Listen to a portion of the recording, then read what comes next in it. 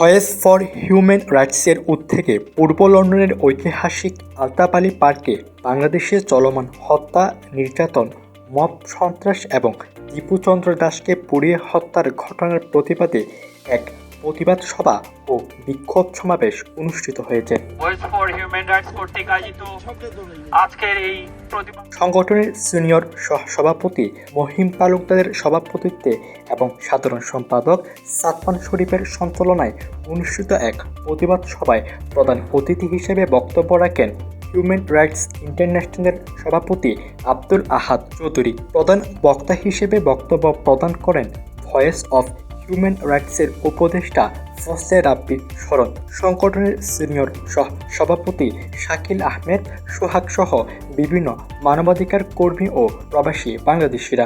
Human রাইটসের পক্ষ থেকে দীপু চন্দ্র দাসের হত্যার প্রতিবাদে আমরা আজ এখানে সবাই প্রোটেস্ট করছি।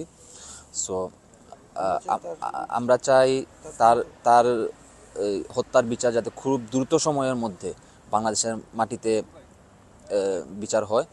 বক্তব্যে বাংলাদেশে মানবাধিকার পরিস্থিতির অবনতির চিত্র তুলে ধরে মব সন্ত্রাস এবং সংখ্যালঘু নির্যাতন বন্ধের আহ্বান জানান বক্তারা। দীপু চন্দ্র দাস হত্যাকাণ্ড সহ সকল সহিংস ঘটনার সুষ্ঠু তদন্ত ও দোষীদের দৃষ্টান্তমূলক শাস্তির দাবি জানান। সমাবেশে অংশগ্রহণকারীরা মানবাধিকার লঙ্ঘনের বিরুদ্ধে বিভিন্ন স্লোগান দেন এবং আন্তর্জাতিক সম্প্রদায়ের দৃষ্টি আকর্ষণের আহ্বান জানিয়ে অবৈধ ক্ষমতা দখলদারী ডক্টর মোহাম্মদ ইউনূসের পদত্যাগ দাবি করেন।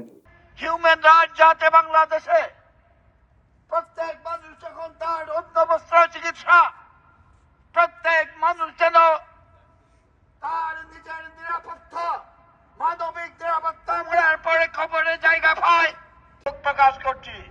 আমরা জানি উনি বীর মুক্তিযোদ্ধা জিয়াউর রহমান সাহেবের স্ত্রী হিসাবে আমার বিশ্বাস উনি মুক্তিযুদ্ধের সপক্ষে ছিলেন এবং উনার বিএনপি উনার প্রদর্শিত পথে মুক্তিযুদ্ধের বাংলাদেশ হিসাবে